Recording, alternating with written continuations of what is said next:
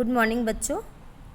आइए हम लोग गद्य खंड पाठ 1 नमक का दारोगा भाग 2 पढ़ते हैं। बच्चों, पिछले वीडियो में मैंने इस पाठ से आपको लेखक परिचय और लेखक का पाठ लिखने का उद्देश्य आपको समझाई थी। आइए बच्चों, अब हम लोग इस पाठ का सार पढ़ते हैं। बच्चों, पूरे पाठ बहुत लंबा है, एक एक शब्द पढ़ाना संभव नहीं है, इसीलिए पूरे पाठ को हमने 2 वीडियो में बनाऊंगी मैं। और पहले पाठ में पहले भाग में हमने आपको लेखक परिचय और उनका उद्देश्य, और ये दूसरा भाग है जिसमें हम पेज नंबर 6, 7, 8, 9, 10 इतने और 11 इतने का हम आपको 10 तक का हम आपको क्या करेंगे बच्चों, सार समझाएंगे और कठिन शब्दों को समझाने का प्रयास करेंगे, पेज वाइज पेज। ठीक है बच्चों, तो आइए पृष्ठ संख्या 6 में पहले हम सभी कठिन शब्दों के अर्थ को समझ लेते हैं। उसके बाद हम पाठ का सार एक साथ पढ़ाएंगे ताकि समझने में आसानी हो जाए, कोई भ्रांति न रहे। देखिए बच्चों, पृष्ठ 6 में दरोगा, थानेदार, प्रदत्त, दिया हुआ, निषेध, मनाही, छल प्रपंच, धोखाधड़ी, सूत्रपात, आरंभ, घूस, रिश्वत, पौ बाहर होना, ऐश होना, अत्यधिक लाभ होना,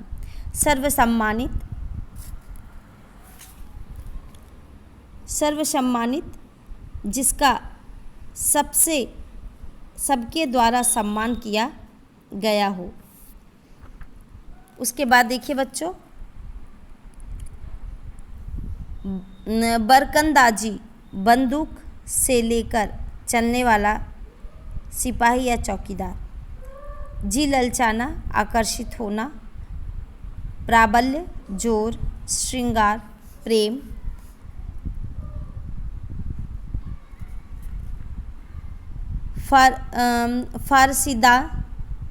फारसी जानने वाला, सर्वोच्च सबसे ऊंचा, विरह कथा, वियोग की कहानी,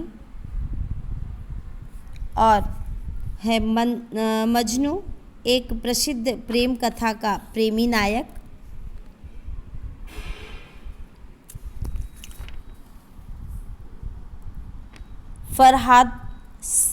फरहाद सीरी की प्रेमिका, वृत्तांत, कथा, आविष्कार, इजाद, दुर्दशा, खराब दशा, ऋण, कर्ज, कंगारे का वृक्ष जिसके अंत समीप हो या किनारे खड़ा पेड़, मालिक मुख्तार, बड़े आदमी, ओहदा, पदवी, पीर का मजार, देवता का ठौर ठिकाना, निगाह, दृष्टि, चढ़ावा, भेंट, ऊपरी आय, गैर कानूनी आय, स्रोत, उद्गम। बच्चों देखिए, ये पृष्ठ 6 का था। पृष्ठ 7 के कठिन शब्दों को आप देख लीजिए। बरकत, वृद्धि, उपरांत, उसके बाद गरज वाले, जरूरतमंद, बेगरज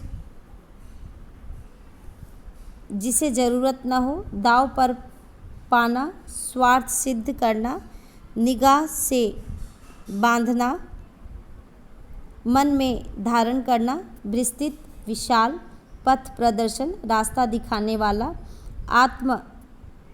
आत्मावलंबन, अपना सहारा, सकून, लक्षण, प्रतिष्ठित, प्रसिद्ध या स्थापित, ठिकाना न होना, सीमा न होना, अधिक मात्रा में मिलना, खुश संवाद, शुभ समाचार, फूलाना समाना, बहुत प्रसन्न होना, महाजन, उधार देने वाले साहूकार, नरम पड़ना, शांत होना, कलवार, शराब बनाने और बेचने का धंधा करने वाला, शूल उठाना, पीड़ा होना, आचार, व्यवहार, मोहित करना, प्रसन्न करना, मल्लाह, नाविक, कोलाहल, शोर, गोलमाल, गड़बड़, भ्रम, संदेह, पुष्ट किया, बढ़ाया, तमंचा, बंदूक।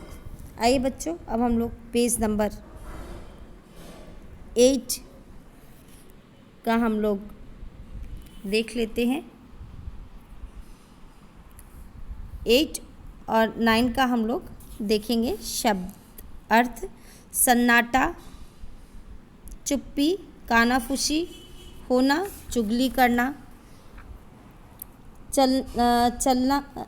चलता पुर्जा, चालाक, सदा, व्रत, हमेशा, भोजन बांटना, बाट, देखना, इंतज़ार करना, टटोला, खोजा, ढेले, मिट्टी के मोटे टुकड़े, घाट, नदी का पक्का चबूतरा, अखंड, पक्का, यथार्थ, सच,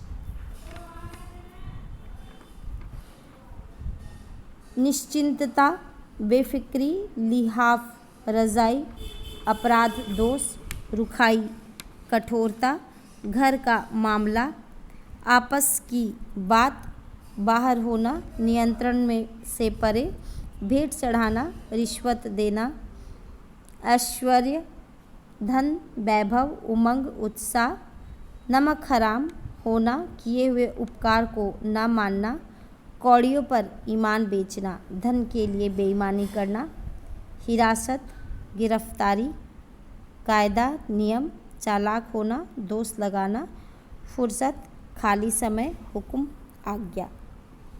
देखिए बच्चों, पेज नंबर 10। इसके बाद हम आपको स्टोरी का, कहानी का सार समझाएंगे। स्तंभित, हैरान, हलचल मचना, अशांत माहौल, कदाचित, शायद, रौब प्रभाव, निरादर, अपमान, उदंड, शरारती, मायामोह, संसार का आकर्षण, जाल, चक्कर, अल्हड़, मस्त, धूल में मिलाना, नष्ट होना, हाथ आना, उपलब्ध होना, साखिक शक्ति, धन की अधिकता की कीमत, मुख्तार, सहायक कर्मचारी, नौबत पहुंचना, मौका आना, अलौकिक, अद्भुत, सम्मुख, सामने, अटल, जो न टले, अविचलित, बिना डगमगाए। आइए बच्चों, अब हम कहानी का सार आपको बताते हैं, ठीक है, क्योंकि एक एक शब्द समझाना बच्चों संभव नहीं है। देखिए बच्चों, नमक का दरोगा प्रेमचंद्र की बहुचर्चित कहानी है, जो आदर्शोन्मुख यथार्थवाद का एक मुकम्मल उदाहरण है। यह कहानी धन के ऊपर धर्म की जीत है। धन और धर्म को क्रमशः सद्वृत्ति और असद्वृत्ति, बुराई और अच्छाई, असत्य और सत्य कहा जा सकता है। कहानी में इसका प्रतिनिधित्व क्रमशः पंडित आलोपीदीन और मुंशी बंशीधर नामक पात्रों ने किया है। ईमानदार कर्मयोगी मुंशी बंशीधर को खरीदने में असफल रहने के बाद पंडित आलोपीदीन अपने धन की महिमा का उपयोग कर उन्हें नौकरी से हटवा देते हैं, लेकिन अंततः सत्य के आगे वो झुक जाते हैं और सरकारी विभाग से बर्खास्त बंशीधर को बहुत ऊंचे वेतन और भत्ते के साथ अपनी सारी जायदाद का स्थायी मैनेजर नियुक्त करते हैं और गहरे अपराध बोझ से भरी हुई वाणी में निवेदन करते हैं। अब देखिए बच्चों, नमक का विभाग बनने के बाद लोग नमक के व्यापार चोरी छिपे करने लगे। इस काले व्यापार से भ्रष्टाचार बढ़ा। अधिकारियों के पौ 12 थे। लोग दरोगा के पद के लिए ललायित थे। मुंशी बंशीधर भी रोजगार को प्रमुख मानकर इसे खोजने चले।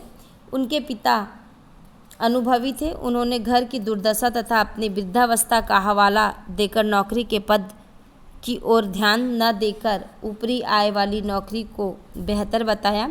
वे कहते हैं कि मासिक वेतन तो पूर्णमासी की चांद है और एक दिन दिखाई देता है और घटते घटते लुप्त हो जाता है। ऊपरी आय बहता हुआ स्रोत है जिससे सदैव प्यास बुझती है।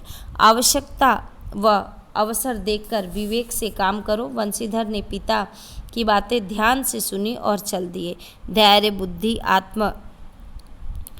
आत्मावलंबन व भाग्य के कारण नमक विभाग में दारोगा पद पर प्रतिष्ठित हो गए। घर में खुशी सी छा गई। सर्दी के मौसम की रात में नमक के सिपाही नशे में मस्त थे। बंशीधर ने 6 महीने से ही अपनी कार्यकुशलता व उत्तम आचार से अफसरों पर विश्वास जीत लिया था। यमुना नदी पर बने नाव के पुल से गाड़ियों की आवाज़ सुनकर वे उठ गए। उन्हें गोलमाल की शंका थी। जाकर देखा तो गाड़ियों की कतार दिखाई दी। पूछताछ पर पता चला कि पंडित आलोपी दिन की है। वे इलाके का प्रसिद्ध जमींदार था जो ऋण देने का काम करता था। तलाशी ली तो पता चला कि उसमें नमक है। पंडित आलोपी दिन अपने सजीले रथ से उगते हुए जा रहे थे, तभी गाड़ी वाले ने गाड़ियाँ रोकने की खबर दी। पंडित सारे संसार में लक्ष्मी को प्रमुख मानता है। न्याय नीति सब लक्ष्मी के खिलौने हैं। उसी घमंड से निश्चित होकर दरोगा के पास पहुँचे। उन्होंने कहा कि मेरी सरकार तो आप ही है। अपने व्यर्थ की ही कष्ट उठाया। मैं सेवा में स्वयं आ ही रहा था।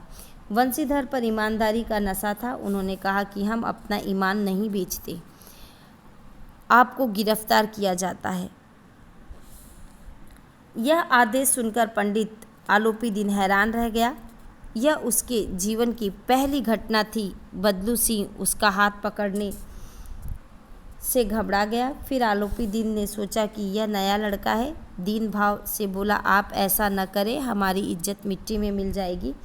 बंशीधर ने साफ मना कर दिया। आलोपी दिन ने 40,000 तक की रिश्वत देनी चाहिए, परंतु बंशीधर ने उसकी एक न सुनी और धर्म ने धन को पैरों तले कुचल डाला। सुबह तक हर जवान पर यही किस्सा था कि पंडित के व्यवहार की चारों तरफ निंदा हो रही थी। भ्रष्ट व्यक्ति भी उनकी निंदा कर रहे थे। अगले दिन अदालत में भीड़ थी। अदालत के सभी पंडित आलोपी दिन के माल के गुलाम थे। वे उनके पकड़े जाने पर हैरान थे, इसीलिए नहीं कि आलोपी दिन ने क्यों यह कर्म किया, बल्कि इसलिए कि वह कानून के पंजे में कैसे आए। इस आक्रमण को रोकने के लिए वकीलों की फौज तैयार की गई। न्याय के मैदान में धर्म और धन से युद्ध ठन गया। बंशीधर के पास सत्य था, गवाह लोभ से डाबाडोल थे। धन्यवाद बच्चों।